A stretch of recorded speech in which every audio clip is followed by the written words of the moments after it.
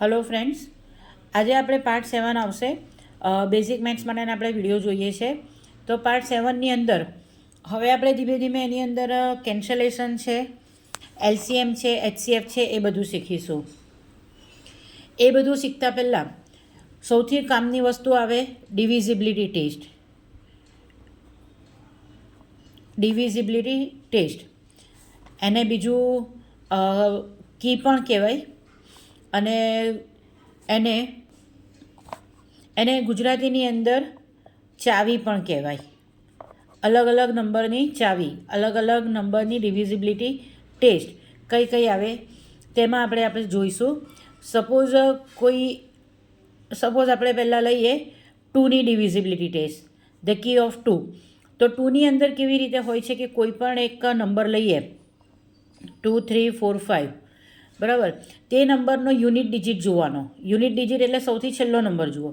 સૌથી છેલ્લા નંબરમાં જો 0, 2, 4, 6 કે 8 હોય તો આ આખા નંબરને 2 વડે ડિવાઈડ થઈ શકે।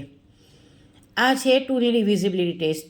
સપોઝ 2, 3, 4, 5 છે તો તેનો યુનિટ ડિજિટ છે 5।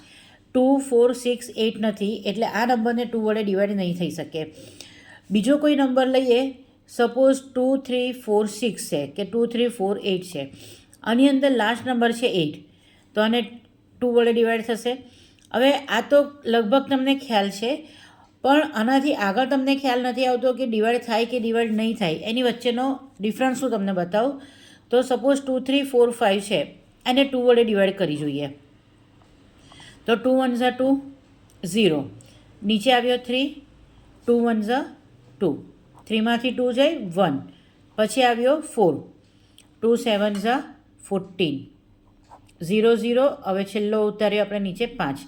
2ના ટેબલમાં 5 નહીં આવશે એટલે 2 2 ઝા 4। તો અહીંયા રિમાઇન્ડર કેટલો આવી ગયો 1। ડેટ મીન્સ કે 2, 3, 4, 5 ને 2 વડે ડિવાઈડ થતા નથી। હવે એની સામે બીજો નંબર જે આપણે લીધો 2, 3, 4, 8, એને આપણે ચેક કરીએ કે ડિવાઈડ થાય છે કે નહીં।